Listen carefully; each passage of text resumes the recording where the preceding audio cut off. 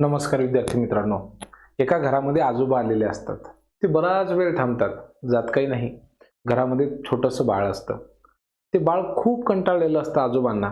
ते थोड्या वेळाने जातं आजोबांकडे आणि आजोबांना विचारतं, "ले आजोबा, तुम्ही धली कधी जाणार आहेत?" आजोबा म्हणतात, "बस मी आता थोड्या वेळाने निघतोच." थोडा वेळ झाल्याच्या नंतर आजोबा काही जात नाहीत. हे छोटंसं बाळ पुन्हा टुणूक टुणूक टुणूक उड्या मारत आजोबांकडे जातं. "आजोबा, थल थल थांगा ना, तुम्ही कधी घरी जाणार आहात?" आजोबांना मात्र आता कुतूहल वाटतं आणि म्हणून त्या गोंडस निरागस बाळाला जवळ घेतात आजोबा आणि त्याला विचारतात, "का रे बाळा, तू 2-3 वेळा विचारलं मला, घरी कधी जाणार आहेस, घरी कधी जाणार आहेस, का बरं विचारतो आहेस?"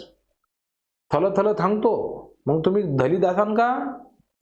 आप्पा म्हणतात, "हो, खरं सांग." "हं, ते माझी आई अति म्हणते का हे मथालं घरी गेलं की मग आपण आईस्क्रीम खाऊ." विद्यार्थी मित्रांनो, मुलं खूप गोंडस असतात. मुलं खूप प्रेमळ असतात आणि या इवल्याशा गोंडस मुलांना घडवण्याची जबाबदारी आता उद्या तुमच्यावरती येणार आहे. तुम्ही शिक्षक होणार आहात आणि शिक्षक होण्याच्या पायरीवरती अगदी सुरुवातीला तुम्हाला जाहिरात बघावी लागणार आहे. कारण की ज्या ठिकाणी तुम्हाला नोकरी करावयाची आहे त्या ठिकाणी तुमच्या कॅटेगरीची, तुमच्या विषयाची, तुमच्या प्रवर्गाची, समांतर आरक्षणामधील जे काही असेल किंवा ज्या ज्या विषयांसाठी, ज्या वर्गांसाठी तुम्ही पात्र आहात त्याची जागा आहे का, असल्यास मी त्या ठिकाणी प्राधान्यक्रम द्यायला पाहिजे का? जर या ठिकाणी प्राधान्यक्रम द्यायचेच तर त्या जिल्हा परिषदेमध्ये किंवा त्या एका विशिष्ट आस्थापनेमध्ये माझ्या विषयाची किती प्राधान्यक्रम मला वापरावी लागणार आहेत, या दृष्टिकोनातून अत्यंत महत्त्वाची माहिती अत्यंत कमी वेळेमध्ये या व्हिडिओच्या माध्यमातून तुम्हाला देण्याचा प्रयत्न करणार आहे. म्हणून चला तर या व्हिडिओला आपण सुरुवात करूयात. खूप वेळेमध्ये खूप महत्त्वाची माहिती देण्याचा प्रयत्न करतो. बघा विद्यार्थी मित्रांनो, एक उदाहरणादाखल आपण काय करूयात की नागपूर ही जी आहे ना जिल्हा परिषद, त्या ठिकाणचं विदाऊट इंटरव्ह्यूची जी काही जाहिरात आहे तिला आपण उदाहरणादाखल घेऊयात. आणि ही 100% एक जाहिरात घेतल्याच्या नंतर तुमच्या मनामधले असंख्य प्रश्न 100% निघून जातील. बघा, ही नागपूरची आहे जिल्हा परिषदेची जाहिरात विदाऊट इंटरव्ह्यूला आलेली. ठीक आहे. बघा याच्यामध्ये आता प्रत्येक कॅटेगरीला जवळपास जागा आहेतच. ठीक आहे. 1-2 कॅटेगरी जर आपण सोडलं, जसं की VJA आहे किंवा NTB आहे, त्यानंतर इथे जर आपण बघितलं SBC आणि इतर मागासवर्ग, तर या ठिकाणी जर आहे जागा नाही आहेत, परंतु इतर सगळ्या कॅटेगरीसाठी जागा आहेत.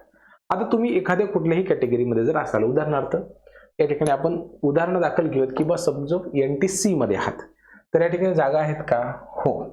मग ही जाहिरात आपण पुढे बघायला सुरुवात करायची, काही हरकत नाही. तुमच्या कॅटेगरीची जागा असली समोर जा, तुमच्या कॅटेगरीची जागा नाही काही हरकत नाही, तरी सुद्धा ही ॲड बघायचीच. का बरं?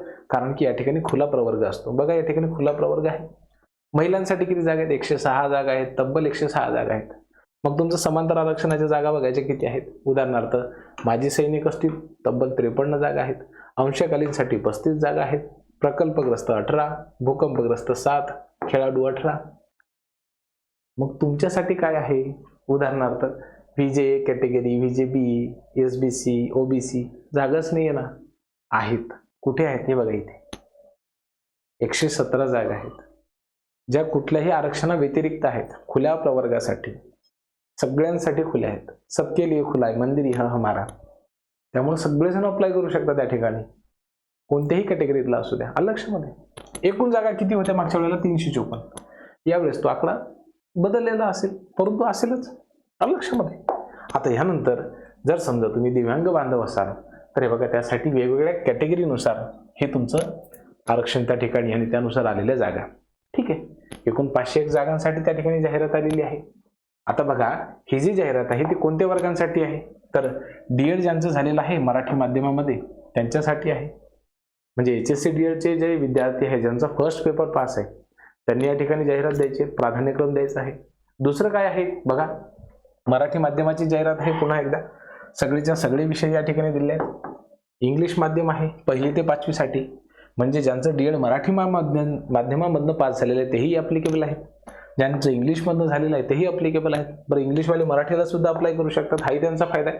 मराठीवाले सुद्धा इंग्लिशला अप्लाय करू शकतात, ते एक्सेप्शनल केसमध्ये, परंतु ती भरती नंतर होईल. लक्षामध्ये. पुढे जाऊयात आपण. हे बघा, 1ली ते 5वी या ठिकाणी सगळे विषय. हिंदी माध्यम सुद्धा ची जागा आहे या ठिकाणी. त्याच्यानंतर मराठी, इथे जर आपण बघितलं 6वी ते 8वी तर सगळेचे सगळे विषय इंग्रजी म्हणजे या ठिकाणी BA D.Ed किंवा BA B.Ed ज्यांचं झालेलं आहे त्यांच्यासाठी सुद्धा जागा आहेत. तब्बल 59 जागा त्या ठिकाणी आहेत, म्हणून या ठिकाणी प्राधान्यक्रम तुम्ही देऊ शकता. अशा पद्धतीने ही ॲड बघायची, तुमचा विषय बघायचा. आलं लक्षामध्ये. हिंदी असेल तर 6वी ते 8वीची जागा आहे. तुमचं ग्रॅज्युएशनला जर हिंदी असेल तर मॅथमॅटिक्स सायन्ससाठी सुद्धा 6वी ते 8वीची भरपूर पदं आहेत, 26 पदं आलेली आहेत त्या ठिकाणी. पुढे जाऊयात आपण. हे बघा, मॅथमॅटिक्स सायन्स इंग्लिश मिडियमची 6वी ते 8वीची किती पदं आहेत? 25 पदं आहेत. खूप सोपं आहे ना. म्हणजे मराठी B.Ed असेल त्यांच्याहीसाठी जागा, इंग्रजी BA असेल त्यांच्यासाठी जागा, D.Ed वाल्यांसाठी जागा, फर्स्ट पेपर पास असले तरी जागा, सेकंड पेपर पास असले तरी सुद्धा जागा आहेत. सोपं आहे. सोशल सायन्सची सुद्धा जागा आहे. किती जागा आहेत? तब्बल 13 जागा आहेत. म्हणून प्रत्येक प्रवर्गामधल्या विद्यार्थ्याला या ठिकाणी संधी आहे. अशा पद्धतीची ही जाहिरात आहे. किती सोपी जाहिरात आहे. आता एखादा विद्यार्थी जर असेल, त्याचं MA B.Ed झालेलं आहे, D.Ed सुद्धा झालेलं आहे, किंवा MSc B.Ed झालेलं आहे, त्याचं D.Ed सुद्धा झालेलं आहे, मग त्या एका बांधवाचे किती प्राधान्यक्रम या ठिकाणी वापरले जातील? मॅक्झिमम 8. आता 8च्या 8 जाणार का? अजिबात नाही. कारण की याच्यामध्ये कोणी मॅथ सायन्स जर असेल तर त्याचं MA नसतं, म्हणजे त्या ज्या सोशल सायन्सच्या जागा आहेत तर त्या ठिकाणी तो अप्लिकेबल राहणार नाही. म्हणजे किमान ज्या विद्यार्थ्याची 1ली ते 12वी पर्यंत पात्रता आहे, ठीक आहे की नाही, 1ली ते 12वी पर्यंत जर एखाद्या विद्यार्थ्याची पात्रता असेल तरी सुद्धा जास्तीत जास्त 4 किंवा 5 प्राधान्यक्रम त्याचे वापरले जातील. ठीक आहे, याच्यापेक्षा जास्त नाही. आता मी ते तुम्हाला उदाहरण दाखल किंवा उदाहरण घेऊन समजावून सांगतो, म्हणजे ते तुमच्या अत्यंत सहज पद्धतीने लक्षात येईल. त्या ठिकाणी हिंदी मीडियमची जागा होती, इंग्लिश मीडियमची होती, मराठीची होती. आता जो हिंदी मीडियमचा असेल तो मराठी आणि इंग्रजीला देऊ शकणार नाही. मराठीवाला सुद्धा इंग्रजीला देऊ शकतो, पण तो ते नंतरच्या वेळेमध्ये, त्याच्यामुळे त्याचं हिंदी आणि इंग्रजी सुद्धा गायब झालं. आता फक्त मराठी राहिलं. मराठीमध्ये जर पुन्हा जर आपण आलं हिंदी, तर हेच त्याचं गायब झालं. मराठी माध्यमामध्ये तो सोशल सायन्सला देऊ शकतो किंवा मराठी माध्यमाची मॅथमॅटिक्स आणि सायन्सला देऊ शकतो.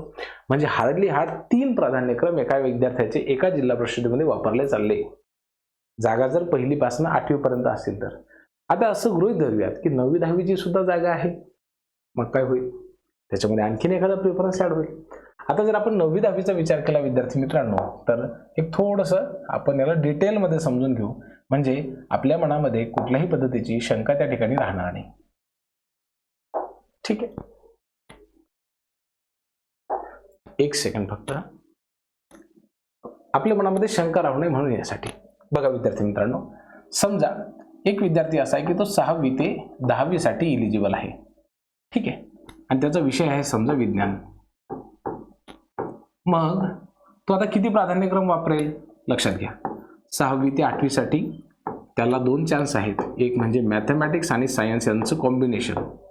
ठीक आहे, आणि हे कधी आहे? ज्या वेळेला तो सेकंड पेपर पास असेल त्यावेळेला. ठीक आहे, सोपं एकदम. आता दुसरा कुठला चान्स आहे? तर त्याला 6वी ते 8वी मध्ये 2 माध्यम असू शकतात. एक असू शकतं मराठी माध्यम आणि दुसरं कुठलं असू शकतं? तर इंग्रजी माध्यम. मग असं आपण गृहीत धरूया की त्याचं इंग्लिश माध्यमामधनं आणि 10वीला मराठी असून तो पास झालेला होता, तर त्याचे या ठिकाणी ह्या केसमध्ये किती प्राधान्यक्रम वापरले गेले? तर 2. बरोबर. आता पुढे जाऊयात आपण. समजा हाच विद्यार्थी जो आहे ना विद्यार्थी मित्रांनो, त्याला 9वी 10वीला सुद्धा प्राधान्यक्रम देता येऊ शकतात. मग आता जर तो समजा 9वी 10वी साठी इलिजिबल असला तर जास्तीत जास्त कितीसाठी असू शकतो? बघा, जर तुम्ही MA किंवा तुमचं BA झालेलं असेल तर तुम्ही मराठी, त्याच्यानंतर हिंदी आणि त्याच्यानंतर इंग्लिश या विषयांसाठी अप्लिकेबल तर असताच, या 3 पैकी एक. किंवा मग सोशल सायन्स म्हणजे सामाजिक शास्त्र, हे जर नसेल तर मग त्याच्यामध्ये एक विशेष येतो, तो म्हणजे भूगोल. ठीक आहे, आणि दुसरा काय येतो? इतिहास. ठीक आहे, या व्यतिरिक्त काही येत नाही. स्पेशल असेल तर. ऑलरेडी बायफर्केट करून असेल तर तुम्हाला एक वापरावं लागेल. असंही होऊ शकतं काही ठिकाणी सोशल सायन्सचे सुद्धा असेल, भूगोल सुद्धा असेल, इतिहास सुद्धा असेल. आता ते जर तुमचं क्वालिफिकेशन असेल तर ती तुम्ही रिस्क घेऊ शकता 3चे 3 प्राधान्यक्रम निवडण्याची.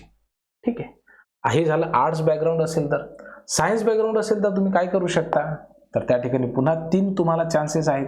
कोणकोणते? बघा, हे बघा, एक आहे मॅथ. ठीक आहे, दुसरं कुठलं आहे? सायन्स. आणि तिसरं कुठलं आहे? तर ह्या दोघांचं कॉम्बिनेशन, म्हणजे कुठलं? तर मॅथ आणि सायन्स. आता ह्यापैकी ह्या जे 2 संधी आहेत ना विद्यार्थी मित्रांनो, मॅथ आणि सायन्स, हे फक्त ज्या विद्यार्थ्यांच्या डिग्रीला शेवटच्या वर्षाला मॅथ हा विषय होता, स्टॅटिस्टिक्स हा विषय होता, ठीक आहे, किंवा फिजिक्स हा विषय होता, किंवा केमिस्ट्री हा विषय होता, त्यांना लागू पडतो. लक्षामध्ये. आता मूळ जर आपण सायन्स घेतलं तर ज्या विद्यार्थ्यांचं CBZ असं असतं ना, त्या विद्यार्थ्यांना या ठिकाणी विज्ञानासाठी इलिजिबल धरलं जातं. आता पुन्हा एक नियम असा आहे किंवा शासकीय GR असा आहे की जर समजा तुमच्या शेवटच्या वर्षाला जर केमिस्ट्री हा विषय असेल तर तुम्ही मॅथसाठी सुद्धा इलिजिबल असतात. CBZ आणि BEd असे जे विद्यार्थी झालेले असतात, BSc BEd किंवा MSc BEd, तर या विद्यार्थ्यांच्या दृष्टिकोनातून तुम्हा सर्वांना विद्यार्थी मित्रांनो माहिती मी वेगळं सांगण्याची गरज नाही. त्यांची मेथड सुद्धा कुठली असते तर मॅथ आणि सायन्स असते.